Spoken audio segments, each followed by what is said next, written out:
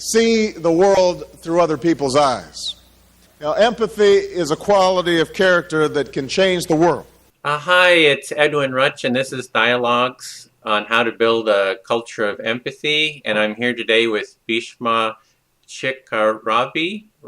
Is that the pronunciation? Chakrabarti. Chakrabarti. Oh, okay. Thank you. Thank you for joining me for this talk. Thank you. And so you're head of a research group at the Center for Integrative Neuroscience and Neurodynamics at the University of Reading, UK.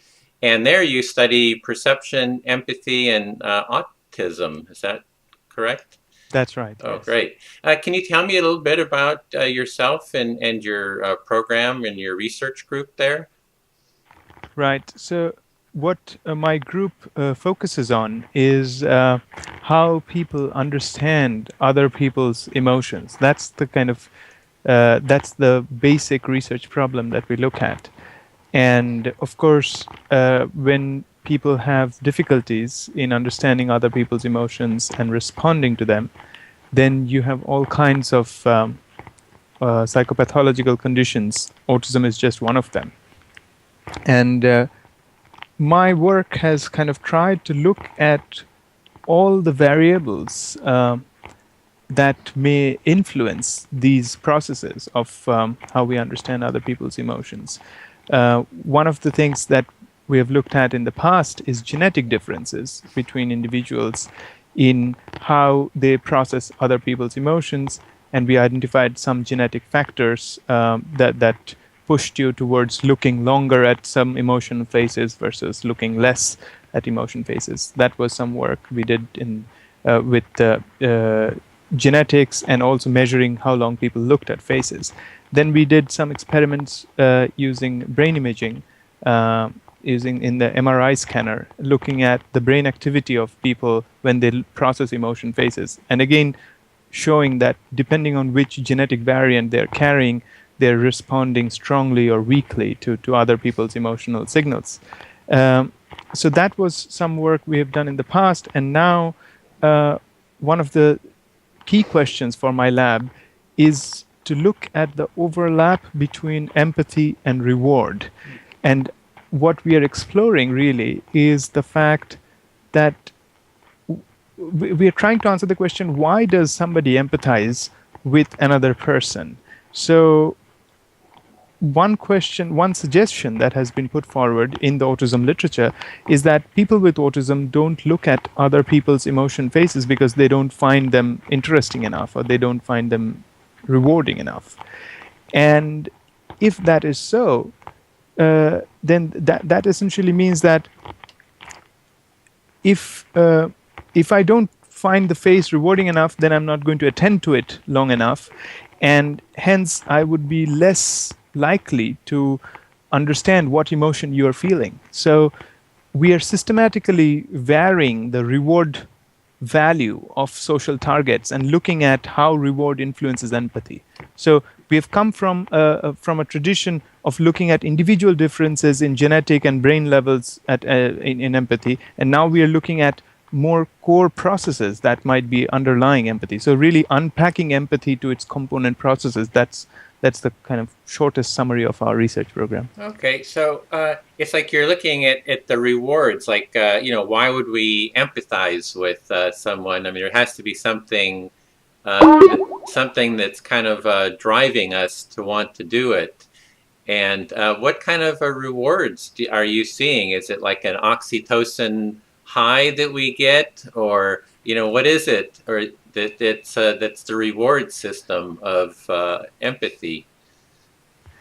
I mean, oxytocin is a strong candidate, definitely, but we don't really know what exactly constitutes this reward feeling. But I mean, unless such a signal exists, you cannot really explain the social preference that you see in infants, for example. Like if you show a toy versus a human face to a human infant, they would more often prefer looking at the human face compared to a toy. Why this from a very early age, why does this preference exist for social objects, social stimuli compared to non-social stimuli? And oxytocin is a strong candidate, but then oxytocin might not be the whole story as well. There might be other candidates as well, and that's one of the things that we are trying to explore. That's one of our research aims, is to find what underlies this basic social motivation. I was just getting a little bit of a rustling sound. I don't know if it's your microphone that's kind of rustling against the side. If we could pull it out a little bit. Yeah. Is that better? Oh yeah, there we go. Great, thanks. So it seems like a lot of your research is around autism. I know you're working with the Autism Research Center at the University of Cambridge, where you're an honorary senior researcher. And I think it's Simon Baron-Cohen. Is he one of the people over there? That's right, Yeah. Yes. I've been working with Simon for a very long time, and I also did my PhD with him. Oh, okay. So empathy and autism seems to be a large part of your research. That's right. I've interviewed Simon, and there's here in the United States, or maybe in other parts of the world too, there's a community of people from the autism community who seem very upset about being labeled as having low empathy, because empathy is often seen as kind of what makes us human in a sense, and saying somebody has low empathy, I think, kind of makes some people feel like they're dehumanized. I'm just wondering, if you have any kind of comments or thoughts about that. Well, I think low empathy is a very broad brush statement to make. One of the things that we do see is that people with autism spectrum conditions often find it difficult to understand other people's emotions. Now, that in technical terms, that could refer to difficulties in what we would call theory of mind or cognitive empathy. So this is a fraction of empathy that we are looking at, not the whole component, the whole spectrum of empathy that is impaired, really. So we are, and if that is something that often gets brushed under the carpet when you're looking at popular literature, where there is some kind of stereotyping that you see that, oh, autism is low empathy. And that, I think, is an overgeneralization and incorrect one as well, because there are other components of empathy, such as emotional empathy or sympathy, where there is no real evidence that there is a deficit in individuals with autism. So while I accept that empathy is a very human ability and it makes us human, but it has to be a much more nuanced understanding of it, that there are different components of empathy, and some of them are more complex than others, and different psychopathological groups might have problems with different aspects of empathy. Yeah, so empathy is there's a whole kind of an empathy process. So there's a lot of components to it, and we can have maybe be high in one component or low in one component, but we have to kind of keep an awareness of the full spectrum of what the whole empathy process. Exactly. How are you defining empathy? What is your working definition for it? So empathy is defined by what it does. So empathy is defined as a capacity that allows us to understand other people's emotions and mental states and respond appropriately to them.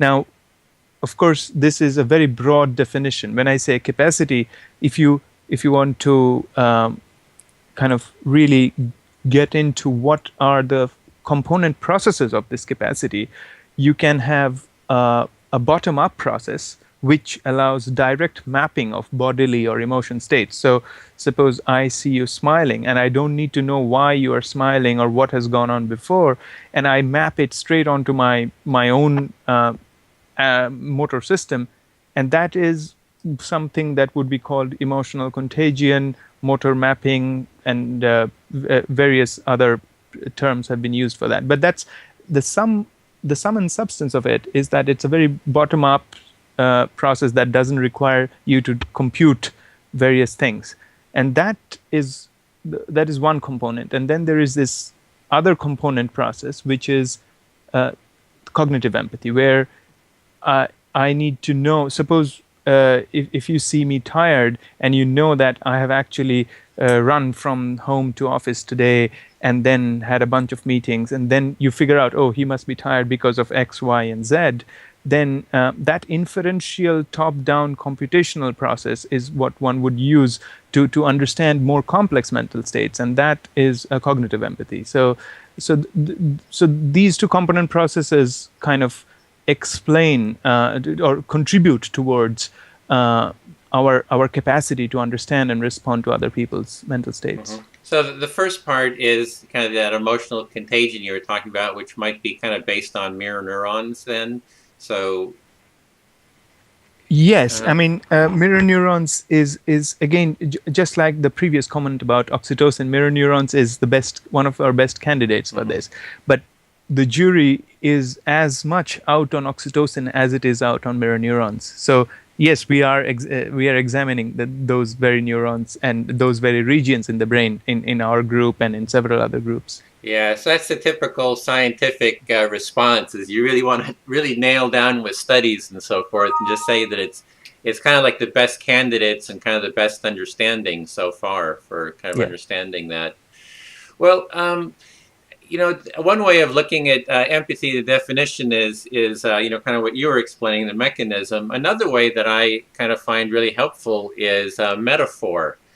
And, empathy is often defined as the metaphor of standing in someone else's shoes and looking through someone else's eyes.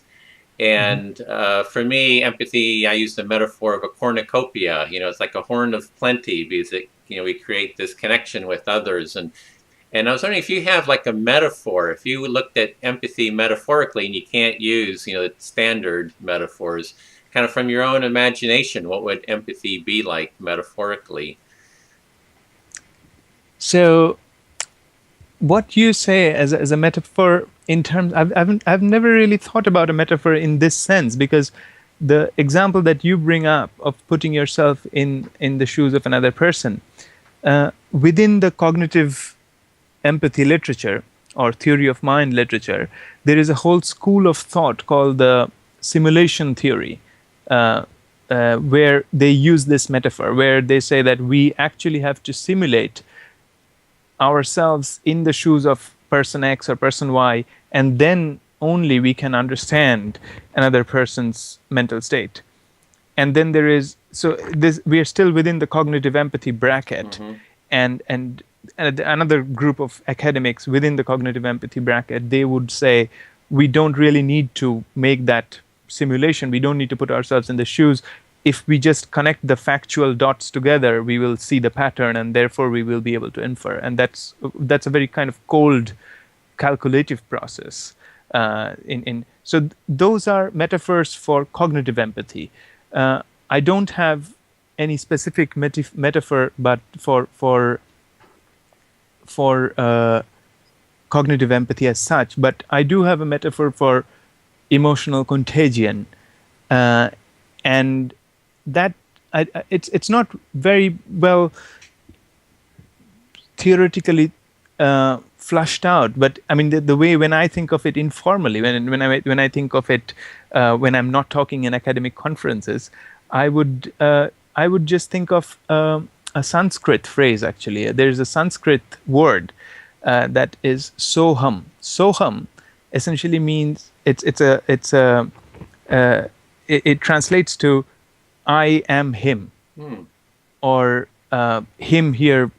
I mean, because in Sanskrit the word has come from spiritual literature, so him is here referring to divine beings. But even if you get the divinity out of the picture, I think the closest that we get to emotional contagion or action contagion or such, the self-other boundary is completely lost, And this is not an active, I mean, how it's different from the simulationist account is that it's not a conscious act of crossing the boundary. It's not that I actually consciously say, how does it feel to be Edwin sitting in California right now?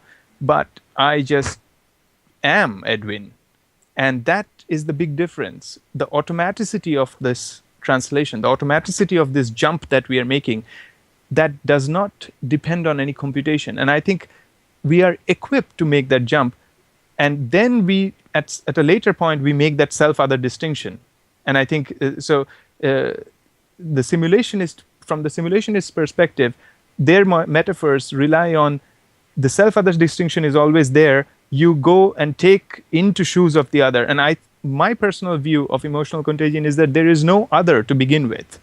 So you first take on whatever you see in front of you, then make the self-other distinction, and then figure out that, okay, no, this is this person, and it's me. So, but again, as I said, this is very informal. Yeah, well, that's fun too. One thing, if we could center you a little bit more, just on the picture, right. if it. Oh, there we go. Sorry. Yeah, you're kind of off to one side, and it'll be a little bit better. So it's really, I mean, these capacities have been in humans, for eons, and even kind of stem from, our whole evolutionary past.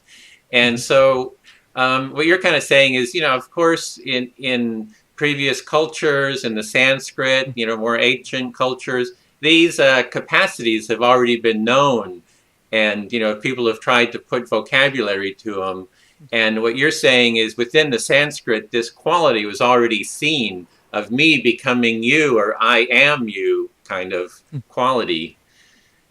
It sounds like so. And yeah, I mean, I think I've taken the word from kind of treatises that have been written more in a spiritual setting, but whether this language was used in day-to-day vocabulary, I don't know. It's that, a lot of the oral traditions that have been passed on, these have primarily referred to referred to spiritual practices. So, I would imagine, I would like to think that because this is such a basic biological process, it should not really have cultural differences. In the sense, I would not like to think or suggest by any chance that some cultures discovered the unity earlier than others. I think the unity is the default state. That's what people discover. Whether they have specific words, reference for that, that's that's a question for linguists or historians of language to find out. But I would imagine we are dealing with something very basic, and I would be surprised if such feelings, if such processes are not seen even in pre-literate cultures, for example. What would be the opposite then of empathy, in terms even metaphorically? If being empathic is kind of being you, and we are each other because we're kind of reflecting each other, perhaps through mirror neurons. Seeing it's kind of our common, it's almost like a common humanity, because we have this one kind of state of being, and we can kind of separate ourselves kind of maybe as individuals. So what is the opposite kind of that state then? That's a very interesting point. Again, if I'll bring you back to the two fractions of empathy that I keep talking about. So you can think of an extremely high a person with extremely high cognitive empathy as somebody who really understands mental states with the minimal amount of cues. So they'll know exactly when somebody else is even slightly bored, or they're thinking that they're going to lie, or figuring out all kinds of very complex mental states from very subtle cues. This would be an extreme cognitive empathy case. An extreme low cognitive empathy case would be somebody who has no idea of these subtle social cues. And similarly, we can look at emotional contagion, would be one person who is so extremely high case of contagion would be somebody who cannot really discriminate between self and other to the point that if that person sees another person cry, this person would be so overwhelmed because he or she would think that that person's emotional state is their own emotional state. So, and then again, the contrast of that, a person low on emotional contagion would have no idea what it feels like to be this other person, be in this other person's emotional state. So, I mean, I would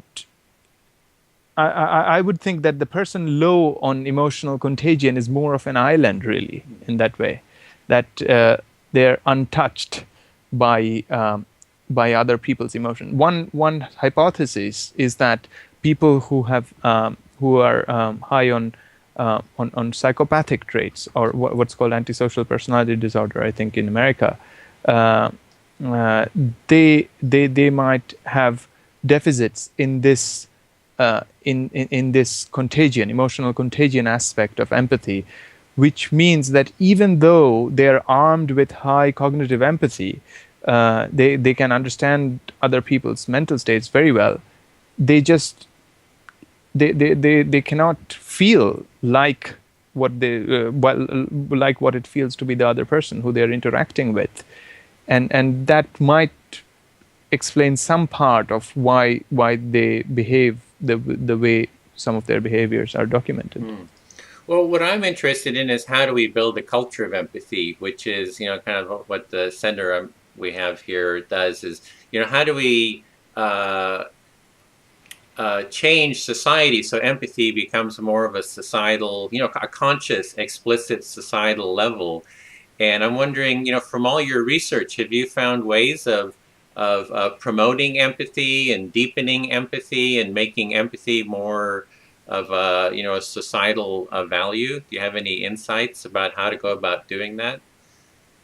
Well, I mean, this is a very interesting question, because what we study is at an individual level. One individual looking at another person in a computer or in a laboratory situation and then measuring a bunch of variables from them. Now, how to translate from individual to group level is a much bigger question. Now, what I can comment on is how we can increase empathic behavior at an individual level. So, if you are talking to me, and I do manipulations. If I start behaving like you, the more I increase my similarity with you in how I talk, how I look, what my views are. So if you manipulate similarity of individual interactants or people who are interacting, then people are more likely to empathize much more easily, because they are going to be perceived as in group and hence increase empathic behavior. The second parameter, so this is similarity, and the second parameter that you can vary in order to increase in empathic behavior at an individual level is reward. So if, for example, if you know that after this interview I'm going to give you a $50 million grant, then the way you would pay more attention to me and would be more sensitive to my mental states and facial expressions, which are all indices of empathic behavior. Now, I mean, at a societal level, how do we translate these very basic insights about reward and similarity at the societal level? One way to think about it is, wherever there are out-group situations, so wherever there is a minority that we have, promoting the similarity characteristics of minority groups. The fact, say, for example, if you say, well, if you have, so in Britain we have the Olympics coming up, so one of the greatest set of ads that are coming up, that are being shown here, that how people from absolutely different backgrounds, regions, races, languages, everything. They're all representing Britain in Olympics, and I think that's a fantastic endeavor to create an in-group feeling and to create this how similar we are despite our kind of local differences in language, race, color of skin, and what others. And so highlighting similarity is a crucial way to go forward with culture, to build a culture of empathy. Mm. And the second thing is again reward. I would imagine that if there is a uniform distribution of all such minority groups in positions of power and reward at a social level, what is perceived to be highly powerful or highly rewarding positions, that creates a very very long-lasting and that should create a long-lasting impact on building a culture of empathy, because people associate, if people start associating reward and power and kind of social status with certain groups that they have not been associated with before, they would also pay more attention and hence be more empathic so I think that those would be the two insights I would have. Mm-hmm. So the first one is really that since, if this mirroring is part of the empathy and mirror neurons, where that we kind of sync up with each other, kind of physically. We have a physical, you're shaking your head, I'll start shaking my head, and we can kind of get into this rhythm. And so we want to find ways of creating that mirroring effect. And there's all kinds of processes for do it. There's one process called nonviolent communication, which is and empathic listening or active listening, where we actually have processes where we kind of reflect what the other person is saying. So you're saying something, instead of me trying to, kind of dominate the conversation or have sympathy for you or analyze you or try to correct you, it's just reflecting what the other person is saying. And so that there can be like a physical reflection or verbal reflection. So we want to find ways of, you're sending some kind of a message that somehow the other person can reflect that and kind of get in a sense of attunement, in a sense. Right. So and there's probably all kinds of processes for doing that. And I have a real quick story. Is once I do this freestyle dance, and in the dance, I had just taken a workshop the day before, which was very empathic, and I felt kind of really bathed in empathy. It was kind of more of a verbal empathy. In the dance, I said, okay, I'm going to listen to people and mirror what they do, because I really want to get who you are. I really want to feel the essence. And I would do that, and I would mirror people, and then sometimes they would even notice that I'm doing it, and they would slow down so I could really mirror them. And then something, it was almost like a magical moment where we kind of clicked into gear, and that I am you kind of quality that you were talking about really was deep. And then the movements become so synchronized that I already know where they're going to move before they're going to move there. And I could offer kind of an emotional, creative movement, and they would pick up on it and move it around. So it seemed that that's kind of that quality that you're talking about, the first one. Absolutely. I can totally relate to that. It's a very interesting story. And I mean, this is one of the things that I'm actually exploring. One of my PhD students is doing a study on this. So this is really turning the question over. So previously when I was discussing that, how reward governs how much you would empathize with person X or person Y. So one of the experiments that we are doing now is asking if we explicitly ask people to mirror each other's movements or facial expressions, does it cause them to perceive the other person as more rewarding? So just by imitating, does another person become more rewarding? And we are seeing some initial results that suggest that might be the case.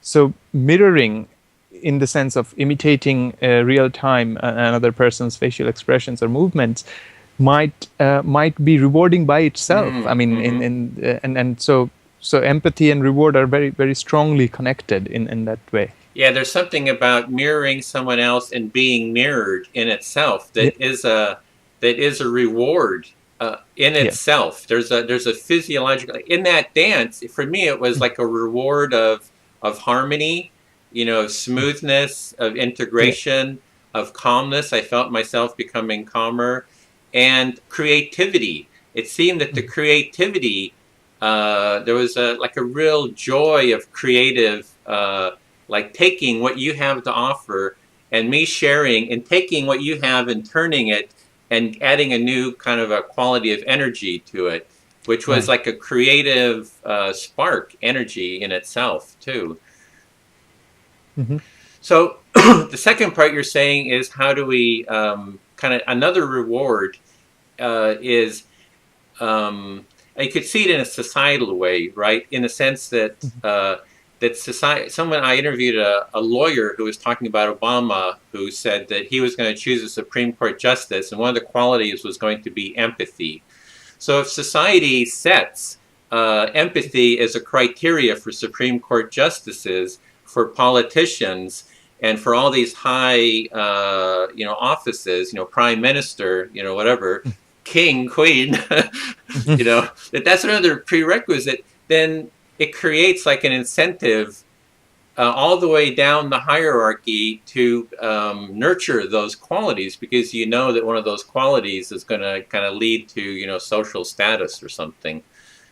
Right. But I mean, at that level, at the level of leaders and people in positions of high power, the empathy that we are talking about and looking for is not just these two components that I've talked about, which is cognitive and emotional contagion.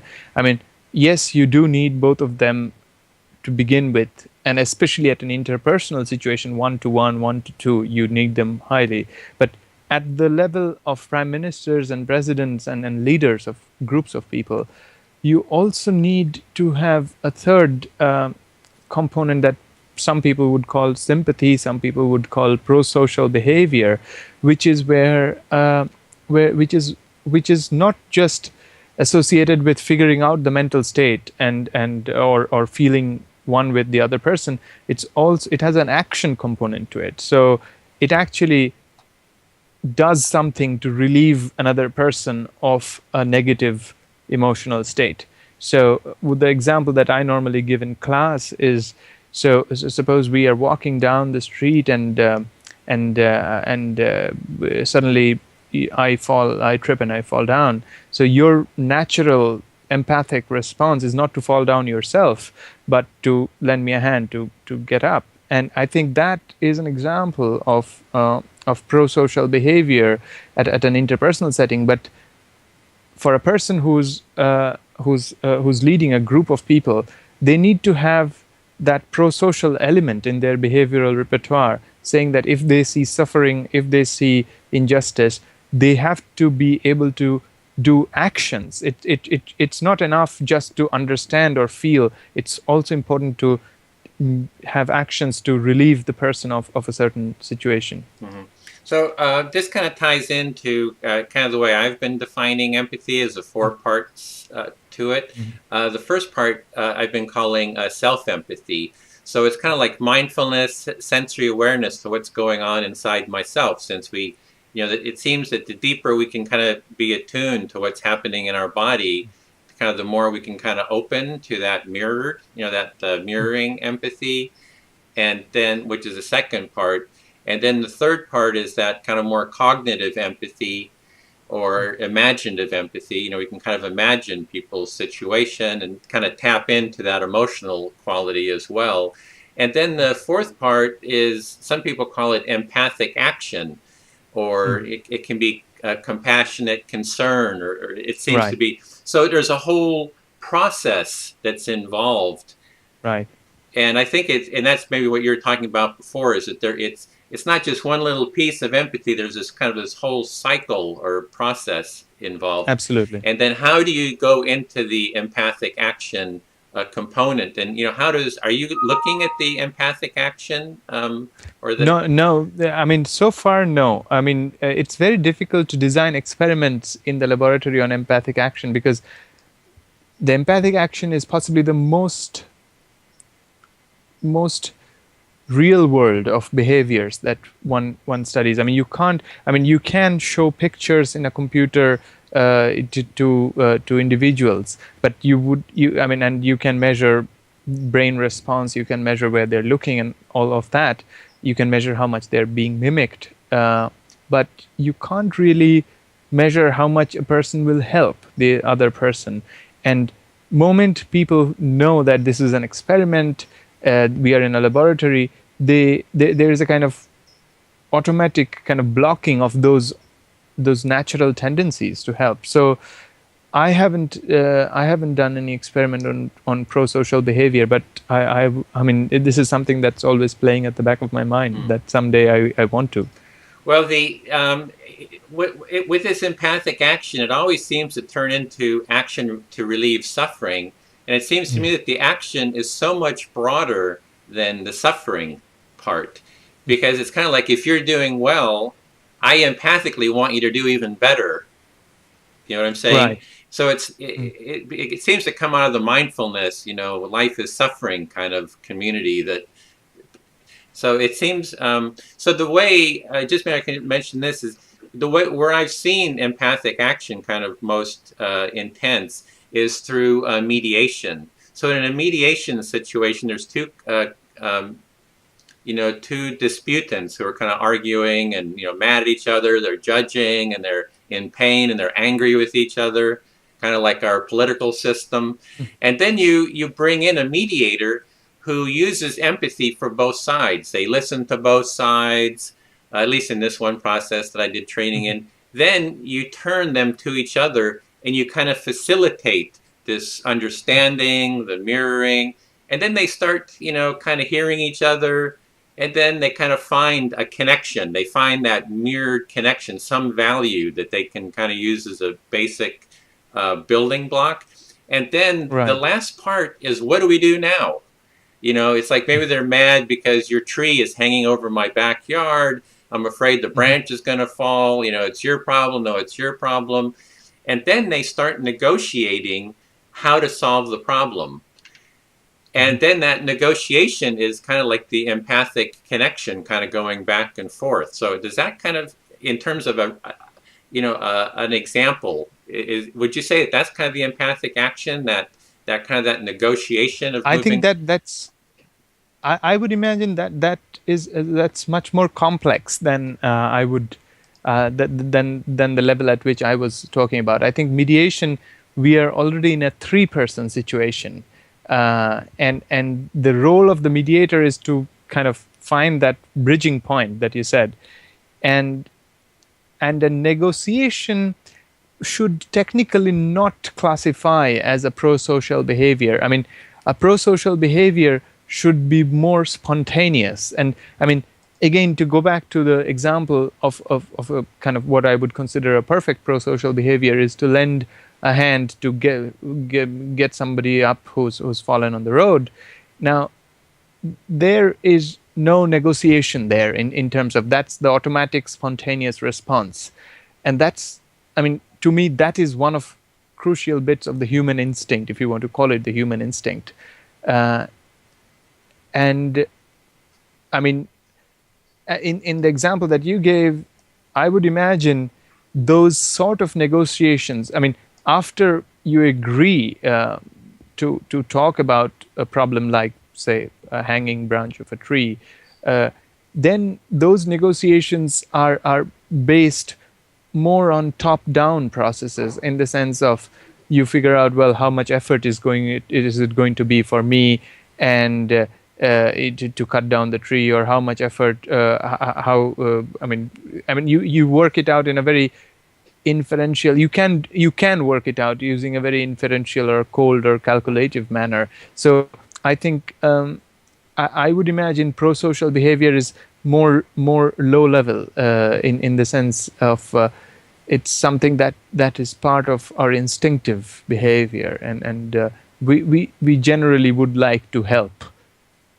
Yeah, it seems that within us that there is a natural tendency of wanting to contribute to the well-being of others. Yes. And how is that kind of how does that get triggered? I guess it's like, what is triggering that natural tendency. We even see that in some of the child studies, right? It's like you see that the kid, the parent drops something, and the child automatically, they kind of get what the problem is, and they go and pick it up and hand it to you. So that's the crux of the problem, really. That is so what is it that drives that? And we don't know the answer to that. There is Mike Tomasello's group that works on this, and there are several other groups that work on this. And I mean, is it genetic differences? I mean, there's that determine individual differences in this capacity. But even if there are genetic differences, why does this capacity exist in the first place? How does it work? I mean, what are the processes that underlie this? And I don't think many. It's not just reward. It's certainly not just reward. So it's something that's. I mean, these are exactly the problems that I'm hoping to work on for the rest of my life, I guess. Well, how did you get involved in empathy work? I mean, how did empathy become important to you?